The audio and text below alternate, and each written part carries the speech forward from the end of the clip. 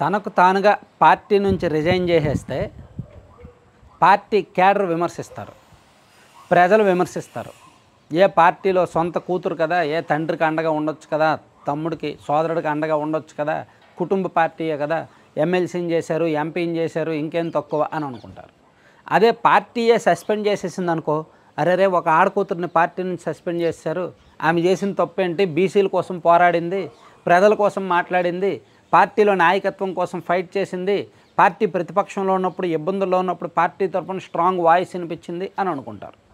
అంటే జస్ట్ ఆమె రిజైన్ చేస్తే ఈమెకు పొగరెక్కి రిజైన్ చేసింది అనుకుంటారు.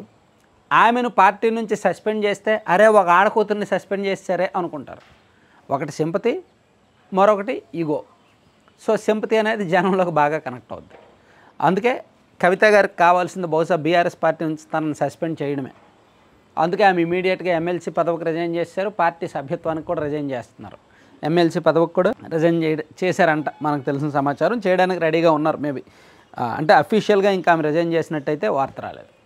సో ఇక్కడ కవిత గారు అడుగులు చాలా ప్రణాళికాబద్ధంగా ఉన్నాయి.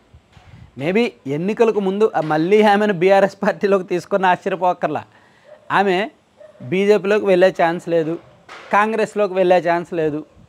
ఆ మధ్య ఆమె కాంగ్రెస్లోకి వెళ్తారని ఒక టాక్ వచ్చింది. కానీ ఆమెను కాంగ్రెస్లోకి తీసుకుంటే ఖచ్చితంగా ఒక కుంపటిని తయారు చేసుకున్నట్టే. ఆల్రెడీ కాంగ్రెస్ పార్టీలో రేవంత్ రెడ్డి గారికి వ్యతిరేకంగా ఒక 2-3 బలమైన వర్గాలు ఉన్నాయి. కోమటిరెడ్డి రాజగోపాల్ రెడ్డి గారు రాజేస్తూనే ఉన్నారు, రాజేస్తూనే ఉన్నారు. అలాగే కాంగ్రెస్ పార్టీలో సీనియర్లు ఎప్పటికప్పుడు రేవంత్ రెడ్డి గారి మీద వ్యతిరేకంగా పావులు కదుపుతూనే ఉన్నారు. సో ఈ కుంపట్లు చాలవు అన్నట్టు కవిత గారిని కాంగ్రెస్లో జాయిన్ చేసుకుంటే ఒక 2-3 ఏళ్ళు బాగానే ఉంటారు. కానీ ఆ తర్వాత నేను ముఖ్యమంత్రి కుమార్తెని, నేను కూడా ముఖ్యమంత్రి స్థాయి, నేను ఎంపీగా పనిచేసా, ఎమ్మెల్సీగా పనిచేసా, ఢిల్లీ స్థాయిలో నాకు పలుకుబడి ఉంది, ఢిల్లీ మద్యం కుంభకోణంలో నేను నిందితురాలని, నేను దేశకీ నేత అని నేను, కాబట్టి నాకు ఇక్కడ రాష్ట్ర పగ్గాలు ఇవ్వాలి, నాకు సీఎం కుర్చీ ఇవ్వాలి, నాకు మంత్రి పదవి ఇవ్వాలని పేచీలు పెట్టినా ఆశ్చర్యపోకర్లా. సో అందుకని కాంగ్రెస్ పార్టీ కోరి ఎందుకు తలనొప్పులను తెచ్చుకోవడం అని ఆవిడని పార్టీలోకి తీసుకోవడానికి ఇష్టంగా లేరు. పైగా ఆమె పార్టీలో చేరితే నాతో పాటు ఒక 10 మంది ఎమ్మెల్యేలు చేరతారు, నేను చెప్పిన వాళ్ళకి మంత్రి పదవులు ఇవ్వాలి, వచ్చే ఎన్నికల్లో సీట్లు ఇవ్వాలనే డిమాండ్లు పెడుతుండటంతో కాంగ్రెస్ పార్టీలో ఆమె చేర్చుకోవడానికి ఇష్టం లేదు. పోనీ బీజేపీలోకి వెళ్తారా అంటే ఆమెకు అసలు ఇష్టం లేదు. బీజేపీలోకి డైరెక్ట్ వెళ్తే తెలంగాణలో బీజేపీ ఎదగడం కష్టం. పైగా వరుసగా 3 సార్లు బీజేపీ అధికారంలోకి వచ్చింది కాబట్టి వచ్చేసారి కొంచెం తేడా ఉంటుందేమోనని డౌట్లు. ప్లస్ బీజేపీ తనను అరెస్ట్ చేశారు, తనని జైల్లో పెట్టారు. ఆ పార్టీలోకి వెళ్తే కాంప్రమైజ్ అయిపోయారన్న టాక్. సో ఇప్పుడు ఉన్న ఆప్షన్ ఏంటి? తెలంగాణలో ఉన్నాయి 3 పార్టీలే. ఒక పార్టీ తనను బయటకు పంపించారు, ఇంకో 2 పార్టీలోకి వెళ్ళడానికి పరిస్థితులు అనుకూలంగా లేవు. సో అందుకు ఒకటి సెపరేట్ పార్టీ పెట్టాలి.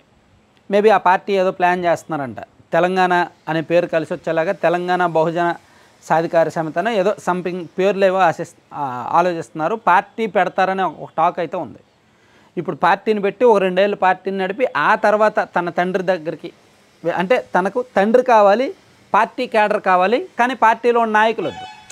జాగ్రత్తగా ఆలోచించండి. కవిత గారి రాజకీయం ఎలా ఉందంటే తండ్రి కావాలి, తన తండ్రి మహానుభావుడు, తన తండ్రి దేవుడు, తన తండ్రి మచ్చలేని మనిషి, తన తండ్రి గొప్ప వ్యక్తి, తన పార్టీ కార్యకర్తలు మంచోళ్ళు, గొప్పవాళ్ళు.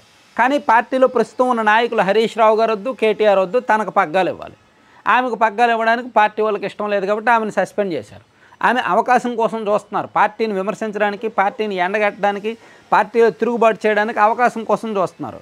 సరిగ్గా ఈ అవకాశం రావడంతో కాళేశ్వరం ప్రాజెక్టు మీద సిబిఐ ఎంక్వైరీకి తెలంగాణ ప్రభుత్వం నిర్ణయం తీసుకొని కేంద్ర హోంశాఖ లేఖ రాయడంతో ఆమె బీఆర్ఎస్ పార్టీ మీద నిప్పులు జరిగారు. హరీష్ రావు వలన ఇదంతా జరిగింది, హరీష్ రావు, సంతోష్ వీళ్ళిద్దరి వలన కేసీఆర్ గారికి మచ్చపడింది, వాళ్ళిద్దరే అవినీతి చేశారు, ఆర్థికంగా అరాచకాలు చేశారు, ఇవన్నీ ఆమె ఆరోపించేసరికి ఇప్పుడు బీఆర్ఎస్ పార్టీ ఆమెను సస్పెండ్ చేసింది. ఆమె ఏదైతే కోరుకుందో అదే జరిగింది.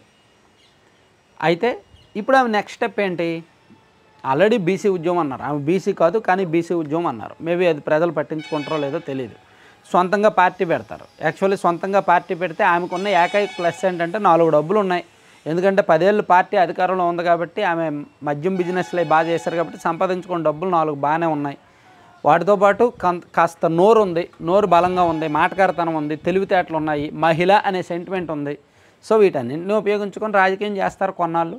మేబీ నేను అనుకోవడం, నాకున్న కామన్ సెన్స్, నాకున్న ఏంటంటే ఒక అవగాహన ఏంటంటే వచ్చే ఎన్నికలకు ముందు మళ్ళీ బీఆర్ఎస్లోనే చేరిపోతారు, వేరే కుంపటి పెట్టరు. వచ్చే ఎన్నికల ముందు బీఆర్ఎస్ పార్టీలో చేరిపోయి తనకి ఇదిగో ఇన్ని కావాలి అన్ని కావాలి, లేకపోతే నేను పార్టీ పెడతా ఓట్లు చీలుస్తాను. ఎందుకంటే ఆమె సెపరేట్గా ఓట్లు పార్టీ పెడితే ఎవరికి నష్టం? బీఆర్ఎస్ పార్టీకే నష్టం. ఎందుకంటే ఆమె వచ్చే ఓట్లు ఎవరు ఓట్లు వస్తాయి? టీఆర్ఎస్ పార్టీ ఓట్లు కవితకి వెళ్తాయి, కేసీఆర్ ఫ్యామిలీ ఓట్లు కవితకి వెళ్తాయి. సో దానివల్ల ఆ పార్టీకి నష్టం కాబట్టి ఈమెను బయటవాలో బొజ్జగించో ఏదో ఒకటి చేసి అప్పుడు దారిలోకి తెచ్చుకుంటారనమాట.